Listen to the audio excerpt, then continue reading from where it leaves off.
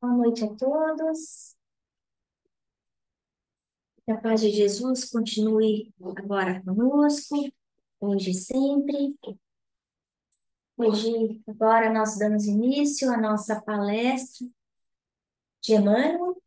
É uma palestra onde a gente fala por cerca de 20 minutos e depois a gente tem o nosso passe. Para quem está aqui, no centro, a gente dá passe físico. Para quem está pelo Zoom, recebam o passe virtual.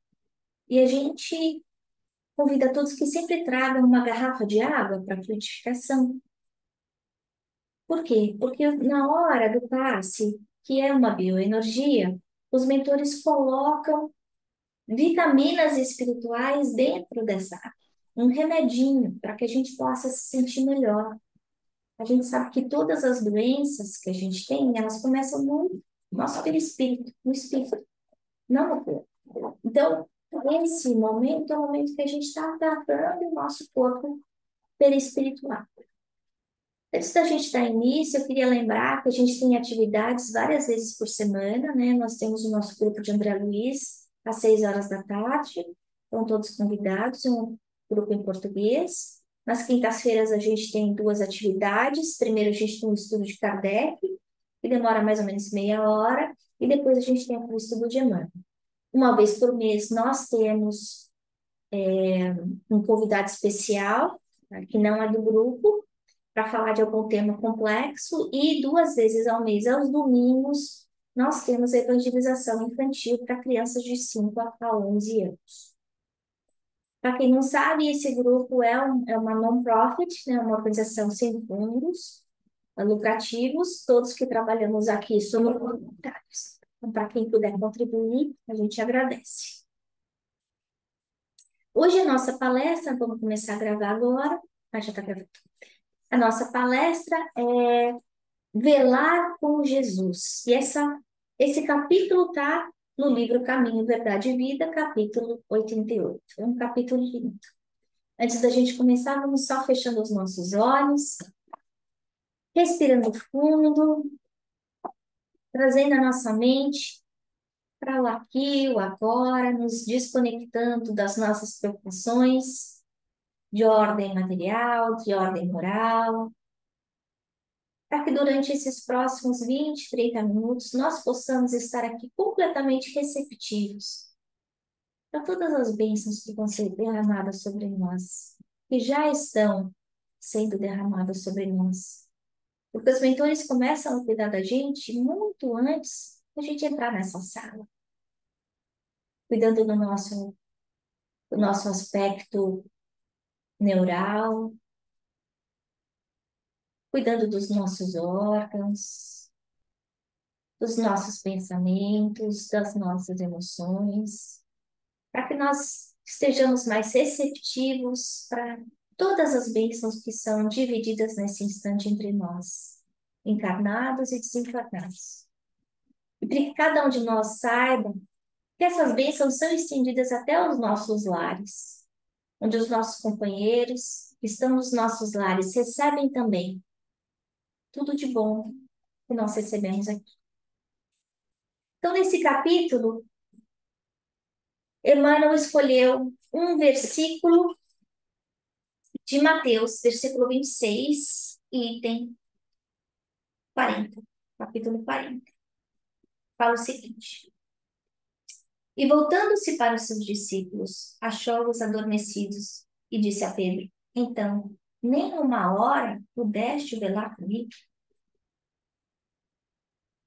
O que significa velar, né? Ter vigilância. Nesse caso, Jesus estava pedindo aos 3 apóstolos mais próximos dele, que eram Tiago, Pedro e João, que fossem com ele até o Monte das Oliveiras, um pouquinho antes dele ser preso, para orar.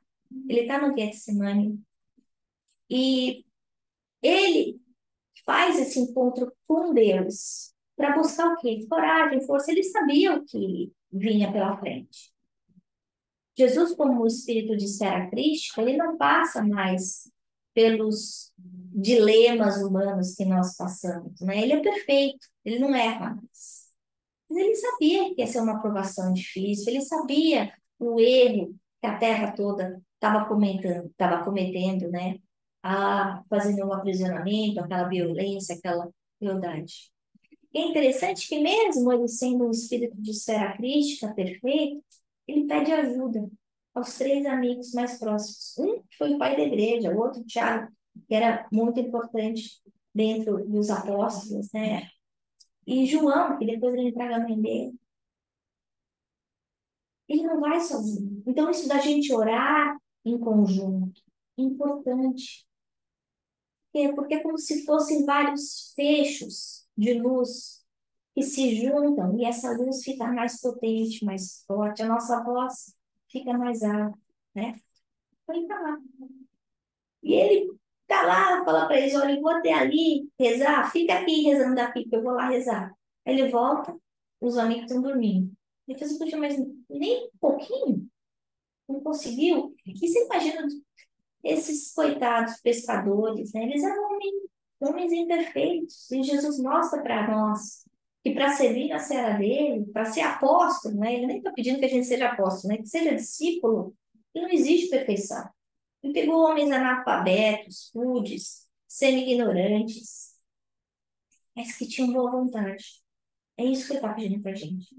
Aí ele vai lá, reza e volta pela segunda vez. O que que acontece? Os moços estão dormindo de novo. Mas não é possível. Aí ele vai pela terceira vez rezar e volta, eles estão dormindo de novo. E o que que Emmanuel vai estar fazendo nesse capítulo é muito interessante porque ele compara esse sono material dos três apóstolos com o nosso sono psicológico e espiritual que Joana de Anjos fala nos livros de João, né? Então ele começa aqui. Jesus veio à Terra acordar os homens para a vida maior. Acordar. Acordar, quer dizer, a gente já estava dormindo há 2.000 anos atrás. Os espíritas de hoje somos os cristãos de 2.000 anos atrás. Não sei se você sabia. Ou aqueles que estavam hoje jogando pedra na cruz. A gente estava ali, a gente conviveu com Jesus. Jesus não é novidade para a gente. Mas ele veio convidar para a vida maior. Que vida maior é essa? Né? A gente vai estar falando um pouquinho mais disso.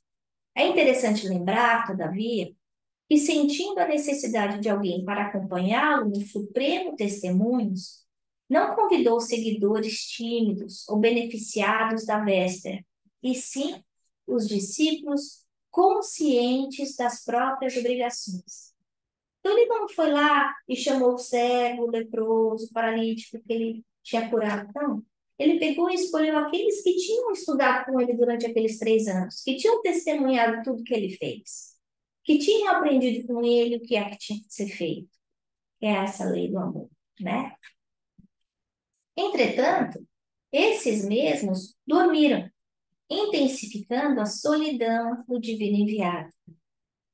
É indispensável rememoremos o texto evangélico para considerar que o Mestre continua em esforço incessante e prossegue convocando cooperadores devotados à colaboração necessária. Olha só, o Mestre continua em esforço incessante e prossegue convocando cooperadores devotados. Ele está chamando a gente.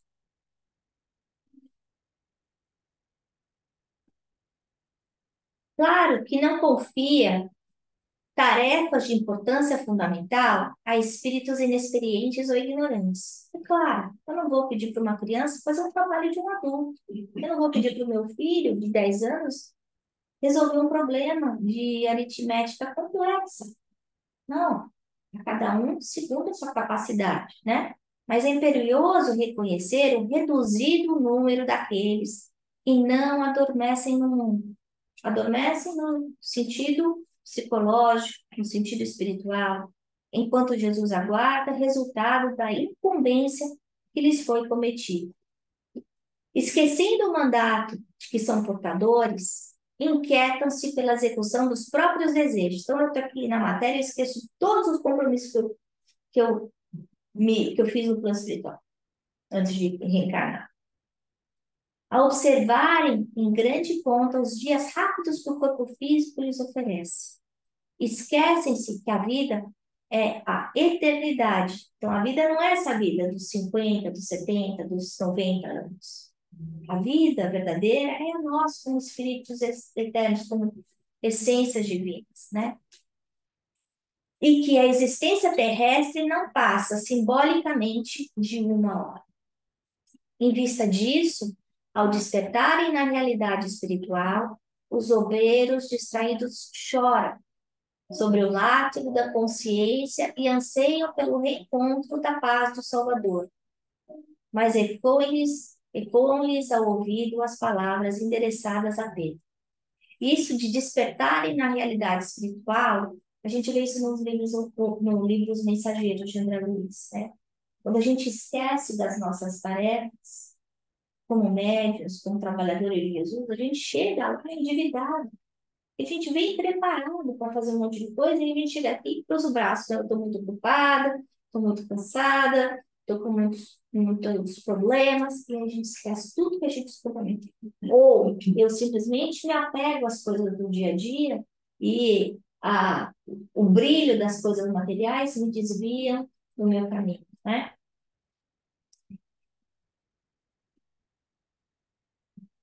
As palavras que ele disse a Pedro. Então, nem por uma hora pudeste velar comigo?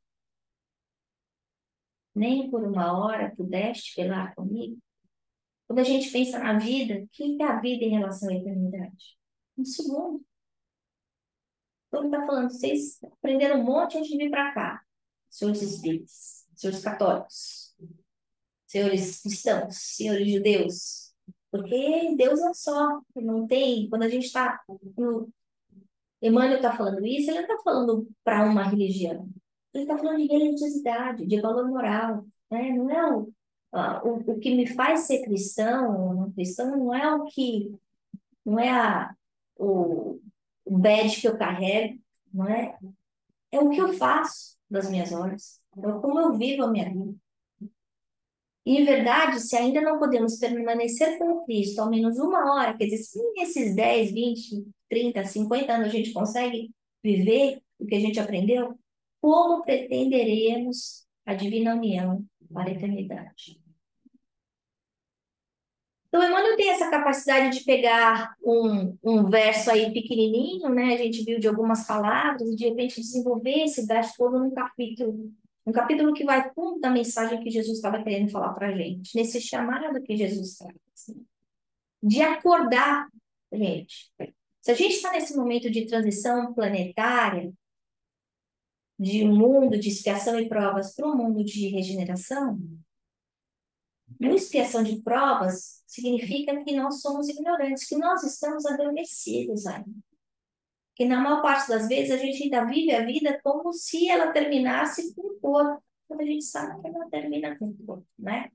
A gente fica desatento das necessidades do espírito, a gente vive simplesmente para o prazer, a gente não busca a felicidade. O que é a felicidade real?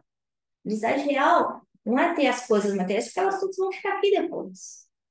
Isso pode ser um prazer comprar um carro novo, é um prazer comprar um carro novo, um carro lindo. E a ciência já calculou, durante 2 semanas, 15 dias exatamente, você vai ficar super feliz porque você está com o carro novo. Depois passa, depois o carro já é normal, aí é a próxima coisa. Ou, não, porque eu tenho uma casa nova. E aí a ciência também já comprovou que existe um threshold do valor, que depois de, sei lá, você ter o básico, você ter a sua casa, você ter o essencial, o supérfluo não é o mais que vai te deixar feliz. Vai te deixar feliz por um espaço de tempo. E depois você vai querer outra coisa, né? Então, há muito tempo atrás, quando eu li esse livro que falava disso, falava do valor de US$ 50.000. Então, você tem a sua vida, você tem os US$ 50.000, você tá feliz. Por quê? Porque você está se sentindo safe, né? Eu não sei se mais seria esse valor.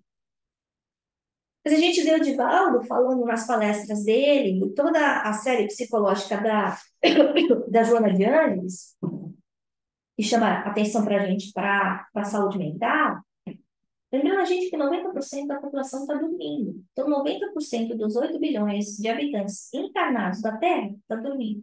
Agora, o que chama a atenção da gente é que outros 2 terços, 1 terço está encarnado, 2 terços dos habitantes da Terra estão desencarnados. Então, tem 8 bilhões encarnados, nós, e tem o dobro desencarnados. E desses 90% estão dormindo. E aí o que acontece quando a gente está dormindo? Está dormindo do ponto de vista espiritual. A gente está fazendo besteira. A gente está gastando tempo à toa, né? E aí a gente percebe que a gente existe, mas a gente não vive. E muitos poucos de nós vivem com plenitude mesmo. Se sente preenchido, né? Quantos de nós terminam o dia e falam, puxa vida, minha vida é vazia. Mas como é vazia? Você corre, corre das 6 da manhã até as 10 da noite, mas eu estou vazia por dentro. E é essa plenitude que ele está falando, né? É a diferença entre o existir e ser uma máquina, o viver o dia a dia, ou você ter sentido de importância na sua vida, de você fazer diferença na vida dos outros. E aí Jesus fala, Emmanuel fala, que ele não convidou seguidores tímidos ou beneficiados da véspera. Por quê? Porque eles não estavam preparados, eles estavam doentes. Eles eram doentes do corpo e da alma. Tanto é que ele falava lá, para cada um que ele curava, vai e não peques mais. Eles eram necessitados. Ele mesmo falou, não são os que precisam de médico. E sim os discípulos conscientes. Conscientes por quê? Porque já tinham convivido com Jesus. Estavam conscientes das suas obrigações. Ninguém aqui pode falar que não sabe, que tem que ajudar o próximo, que tem que servir, que a gente não pode viver como um parasita na sociedade, né? Mas quantos de nós vive assim, né?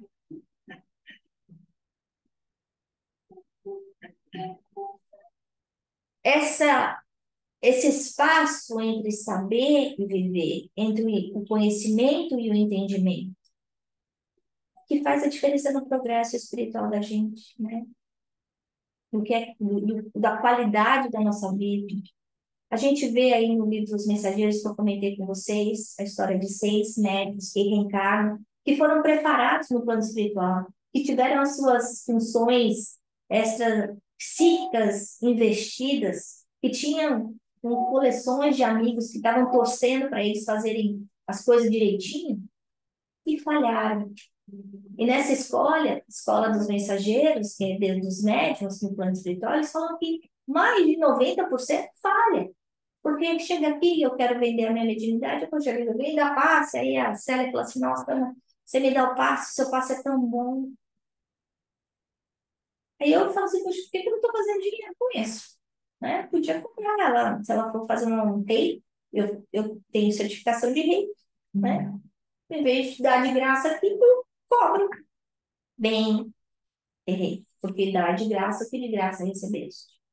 Ou, se eu tenho uma mediunidade de evidência, de premonição, e de repente eu começo a lecar, vender as minhas habilidades de cura, porque alguns de nós têm uma mediunidade de cura, né? Eu estou fazendo mau uso da minha mediunidade. E o que aconteceu com esses 6 mensageiros, com esses 6 médiuns que reencarnaram? E chegaram lá em situações horrorosas, né? E eu não estou dizendo que isso vai acontecer com cada um de nós, e nem que todos nós viemos com esse tipo de responsabilidade, mas o ponto é que cada vez que a gente fica arrumando desculpismo, que a gente usa preguiça, ou tá frio, ou tá chovendo, ou meu filho tá doente, a gente é ótimo para achar desculpa para não fazer as coisas direito. E a gente usa racionalmente primeiro, né? Eu não fiz isso e a gente se convence depois daquela situação. É um mecanismo interno muito inteligente que a gente usa, mas que na conta de Deus fica devendo, né? Então, quando o Emmanuel está falando isso, quais são essas obrigações que ele está falando? Quando ele fala conscientes das próprias obrigações. Eu tenho uma família, eu tenho uma obrigação com meu marido, Eu tenho uma obrigação com os meus filhos. Eu sou filha, sou irmã, eu sou membro da minha sociedade. Eu nasci numa casa espírita, eu aprendi coisas, eu tenho obrigação. Então, cada um de nós vai, dentro da sua mente, pensar quais foram essas bênçãos que você recebeu nessa vida, que você tem na sua mão. Essas são as nossas obrigações. Né?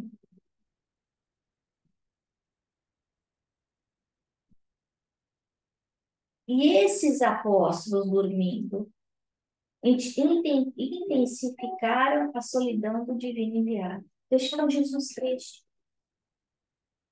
Jesus fica triste porque está vendo que se a gente está errando, a gente vai sofrer. Se a gente não está prestando atenção nas lições, a gente vai estar plantando a sementinha errada na hora errada, no lugar errado. E aí vai colher o que a gente não quer. E ele como irmão mais velho, Jesus como irmão mais velho da gente, eu como irmã dos meus irmãos, eu não quero que eles façam besteira. Eu quero que eles sejam felizes. Eu sou uma pessoa normal, né? Normal que eu digo emocionalmente. Você vai desejar o bem para quem você ama, que eles sejam felizes. Né? Então a gente lamenta quando as pessoas que a gente ama fazem más escolhas. Porque a gente sabe que elas vão colher. Porque é lei da vida, é lei divina isso, né? A gente pode, a gente reclama, mas o que que acontece? Todas as ações da gente funcionam como bumerangue. A gente joga, o bumerangue volta. Pode voltar amanhã, pode voltar daqui a um ano, pode voltar na outra vida. Mas o bumerangue vai voltar. Então não adianta a gente fugir das nossas responsabilidades. Claro que não confia tarefas de importância fundamental a espíritos inexperientes ou ignorantes. Então a gente tem consciência disso. A gente tem que delegar? Tem, mas a gente tem que saber para quem a gente está delegando. Né? É imperioso reconhecer o reduzido número daqueles que não adormecem no mundo. De volta falando de 10%. Enquanto Jesus aguarda resultados da incumbência que lhes foi cometida. O seguidor atento, o discípulo atento, é aquele que vai estar dando bons frutos. Frutos do quê?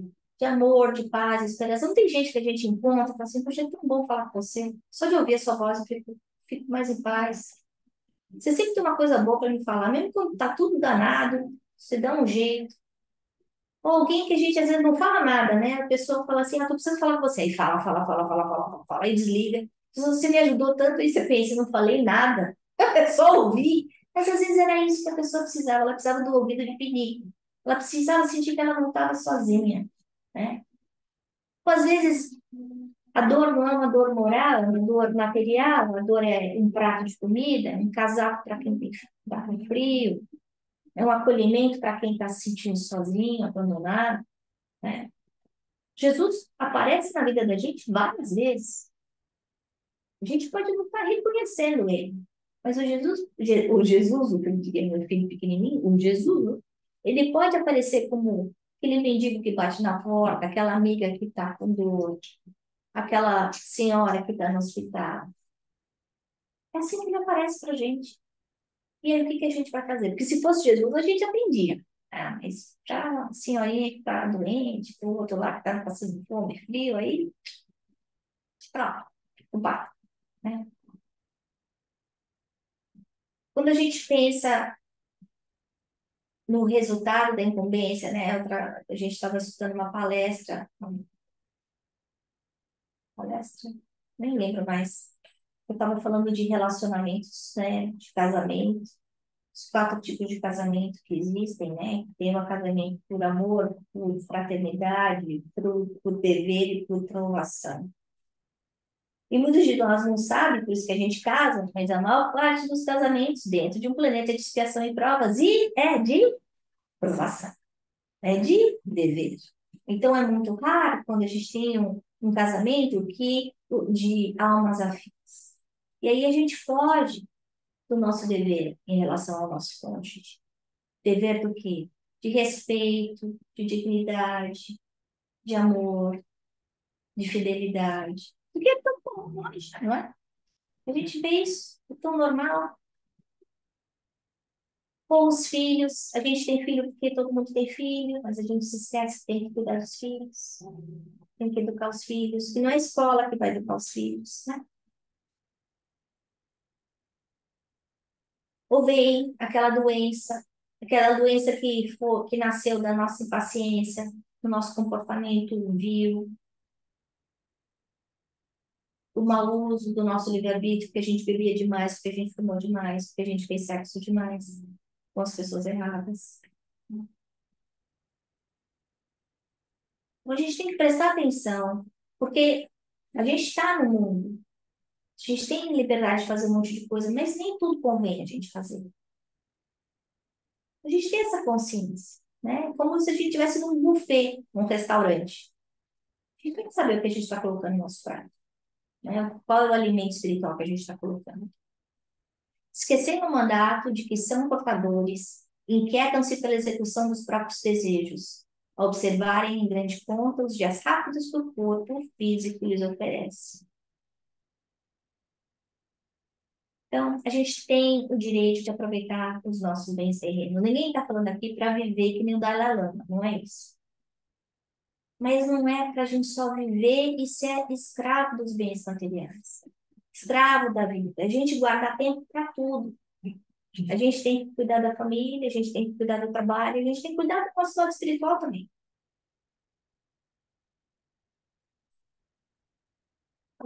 Umas semanas atrás, a gente teve uma palestra com o Roberto Magalhães sobre o livro do Sigmund Bauman, chamado Vida Líquida, falando da velocidade que as coisas acontecem hoje, né, no mundo da gente. De como tudo é descartável, os relacionamentos são descartáveis.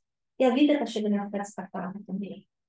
Mas a gente sabe que nós somos espíritos eternos. Esquecem-se de que a vida é a eternidade. Então, a vida real não é essa, é a eternidade. Nós, como espíritos eternos. E que a existência terrestre não passa simbolicamente de uma hora. Uma hora, uma vírgula. A gente sabe que a encarnação para nós é uma bênção. E tem uma fila enorme de espíritos querendo reencarnar e não consegue. E que a gente tem um tesouro belíssimo nas mãos que se chama tempo.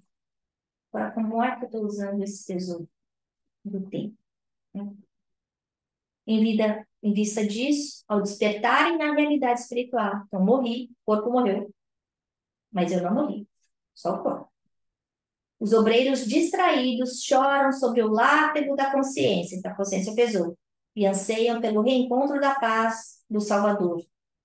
Mas como é que eu vou encontrar essa paz se eu não plantei essa paz? Mas repõe-se ao ouvido as palavras endereçadas a Pedro. Então, nem por uma hora pudeste esperar comigo? Então, a gente vai colher as nossas escolhas no plano espiritual. Em verdade, se ainda não podemos permanecer com Cristo ao menos uma hora, como pretendemos a divina união para a eternidade. Então, o convite de Jesus continua para que a gente vigie, ore, para que a gente preste atenção nos nossos atos. A gente sabe que o nosso pensamento cria, o tempo inteiro o pensamento é energia criadora. O pensamento vai disparar as nossas emoções, que vai criar os nossos hábitos, que vai delinear a nossa vida, né? E aí, dependendo da qualidade do nosso pensamento, a gente vai ter a qualidade da nossa vida. Então, a gente tem que voltar, como é que está a qualidade dos nossos pensamentos? Por isso que Jesus falou, vigiar e orar. E o convite aqui é a gente confiar. Confiar que está tudo certo, né? A gente imagina os coitados dos apóstolos lá, vendo Jesus sendo crucificado, o desespero dele, né? Negar, pode, vai. A gente não tem que passar pela boca do leão mais, né? A gente saber que a gente não está sozinho. Que a fórmula mágica, né? O WhatsApp espiritual se chama prece. E é para isso que a gente está aqui hoje, né? Para fazer essa conexão. Então, nesse instante, vamos serenando os nossos corações, refletindo sobre essa mensagem que Emmanuel nos trouxe. pedindo aos mentores amigos. E a gente sabe que quando a gente está aqui, os mentores fazem como cirurgias espirituais no nosso perispírito, muitas vezes fazem curas no nosso corpo. E nesse instante a gente pede que eles nos ajudem a ter olhos de ver e ouvidos de ouvir essas oportunidades, esses chamamentos que a vida nos dá, essas oportunidades de trabalho, de serviço no bem, de serviço na seara, porque Jesus precisa da gente. Nós somos esses discípulos que ele está contando. Nós sabemos que todo aquele que já escutou sobre o Evangelho uma semana, nadinha, pouquinho, já tem conhecimento suficiente para ajudar. Ele não pede mais do que a gente pode dar. E muitas vezes a gente dorme. Então, nessa noite, a gente pede ao nosso anjo da guarda, ao mentor desse grupo, aos benfeitores espirituais, que derramem sobre nós aquele feixe de luz. E essa luz que não só ilumina nosso corpo físico, mas que equaliza todos os nossos centros de força, trazendo paz, harmonia, alegria, equilíbrio, saúde física, saúde espiritual.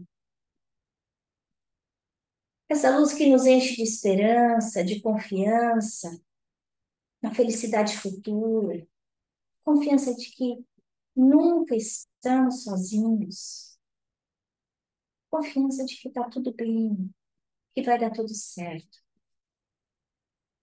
A confiança que existe um Pai maior, que cuida de nós, que vela por nós, mesmo quando nós fazemos as nossas atrapalhadas. Jesus amado, ajuda-nos a ser trabalhadores da sua seara bendita, que nós consigamos enxergar no nosso dia a dia essas oportunidades de amar o nosso próximo bem próximo dentro da nossa casa, o nosso lar, mas também aquele próximo que não conhecemos. Envolve-nos, Senhor, no seu amor puro, na tua paz, para que nós consigamos dividir esse amor e essa paz com todos aqueles que convivem conosco no nosso lar. Visita as nossas casas, ilumina o nosso lar, esse cadinho tão importante onde renovamos as nossas relações com aqueles a que muitas vezes magoamos no passado. Que a tua paz se faça presente. Recolhe todos aqueles espíritos que lá estão, que possam ser ajudados em teu nome, como os que estão aqui. Envolve, Jesus, o nosso planeta Terra em muita luz, principalmente nos países que se encontram em guerra. Envolve a todos aqueles que sofrem perda de parentes queridos. Nesse momento único que vivemos hoje. Coloca paz, amor, compaixão no coração dos dirigentes de nações, para que eles tenham consciência dos seus atos e as responsabilidades eternas que estão em suas mãos. E assim, finalmente, pedimos que fluidifique a nossa água, colocando aí tudo aquilo que necessitamos, para que tenhamos todos uma semana de muita paz. Graças a Deus.